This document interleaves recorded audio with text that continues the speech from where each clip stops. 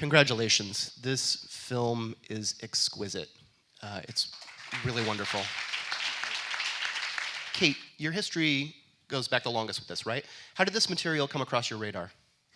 Well, much to my shame, I hadn't read any Patricia Highsmith before doing Talented Mr. Ripley many a year ago with Anthony Minghella.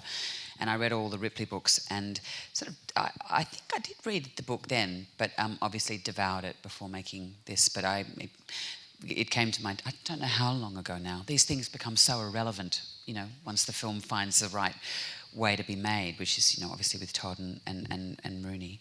But I think it came to my attention about 6 years ago, maybe, yeah. Right, and then Todd, you came on. How did this come across your radar?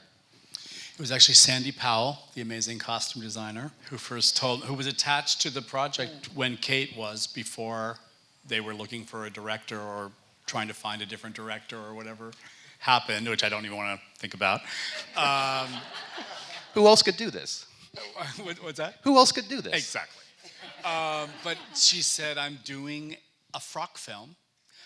Always doing a frock film. Well, she wasn't. She's been doing so many Scorsese movies back to back, right? And she did Wolf of Wall Street that was a long production. But she said, I'm working with Cate Blanchett in a Patricia Highsmith lesbian love story set in the early 50s. I'm in, you said. I'm in.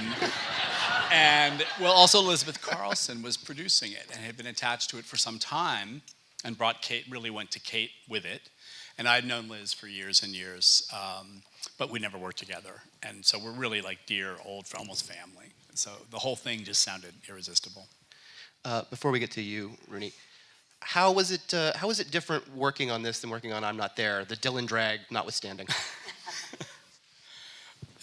It was very different. Yeah.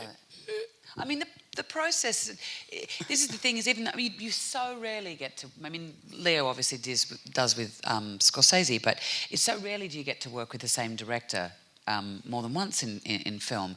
And so you develop we had perhaps a better shorthand or, a sense of having gone through the war once already. But the material, I think, really reveals a way of working, and the ensemble reveals how it's a threesome, really. You find a way of working together.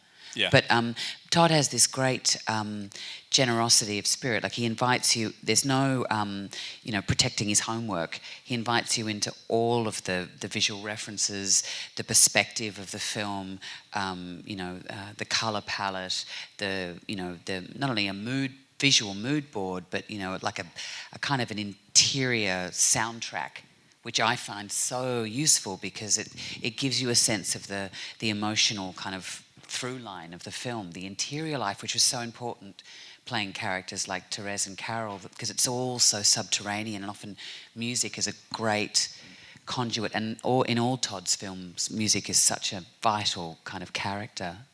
Rooney, how did you get involved? I'd heard that you were involved earlier, and then you went off and made The Girl with the Dragon Tattoo, and then it had sort of come back to you? No, it had been brought to me not long after I'd finished Girl with the Dragon Tattoo, before Todd was involved. Kate was involved, and it had been brought to me, and I read it, and I loved it, but I was in this sort of weird space where I didn't think I would be good at anything or good in anything, and so I didn't think that I could do it, and so I sort of passed up on it, and then luckily it came back to me about a year and a half later, once Todd got involved, and I was in a much different headspace at that point, and then I read it and couldn't believe that I had ever, let it go, and yeah. What was it about Rooney that made you feel that you had found your Therese? Well, I'd been watching the remarkable body of work that Rooney's been featured in for, the last several years, as I'm sure many of you guys have. And I've just been so impressed by each and every performance. This uncanny ability to know, I feel like she understands the medium of film. And for somebody this age, to know how to calibrate the scale of articulation for this intimate medium, and to understand that that level of expression is actually more effective than something stronger. It's not very typical for younger actors, I find, and I think it speaks to extraordinary intelligence and innate ability. And still, I felt like I had never seen her do this part in stuff I'd watched, and I thought that was going to be an exciting discovery. And but it just felt so absolutely and totally right.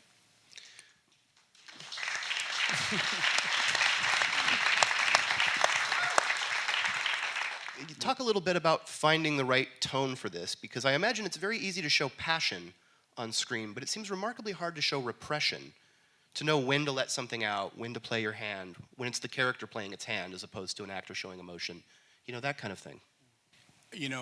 All powerful, resonant love stories are about barriers between the lovers, repression, social limits that keep them apart. And so that you're left feeling a yearning that the film doesn't entirely satisfy. Or there's moments of where they come together and then there's a separation and you wish that that wasn't the case. And they often become sort of morality tales about social repression and limits or conflicts. And I think in many ways that's what makes the love story a fading genre in general, because it's harder and harder in our Western society of permissive and lenient, hopefully that we're moving in those directions, to imagine a story where two people couldn't be together. It's why I think Brokeback Mountain made such a huge impact when it came out, because all of a sudden that setting, that love, that time and place was given a whole new context where that love felt so, blocked up by boundaries. And that's absolutely true for this story. There's class differences between the two women. There's age differences between the two women. And obviously it's at this very specific time and place where lesbian love was not only, frowned upon, it was almost unimaginable. There was almost no representation of it whatsoever. And neither of them identify as gay. They're just two people in love. Yeah. I mean, I read a lot of sort of girl-on-girl fiction, pulp fiction of the time, to sort of in a way see what the language that the women didn't have. There's a moment where Therese is in the record store and she's seeing a different type of female relationship, almost as if someone's sort of looking at a lunar landscape, wondering how could you grow anything there? It's so foreign. I mean, because there isn't that language, and there's not. And even though Carol herself has had some experience, it feels like, it's still the same fragility, the tremulous nature of falling in love for the first time. It's more akin to sort of Juliet and Juliet, or Romeo and Romeo. It's that sort of seismic, I think. I remember being at a press screening of Far From Heaven and walking out, and someone had either turned to me or they turned to somebody who was sitting near me and went like, "Oh my God, they did a Douglas Sirk film straight." Like, there's no winking, there's no irony, there's no kitsch. Like, this is a 1950s melodrama done straight. That was many years ago, obviously.